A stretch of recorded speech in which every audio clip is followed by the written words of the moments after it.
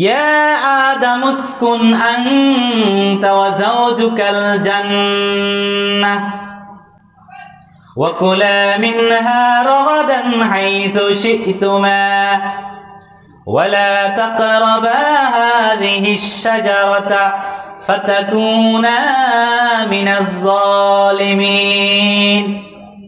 সূরা বাকারা 35 নং আয়াত। আল্লাহ বলেন, হে আদম, আপনি এবং আপনার স্ত্রী জান্নাতে বসবাস করেন, যেখানে যা মন চায় ঘুরে বেড়ান, যা মন চায় সেটা খেতে থাকেন।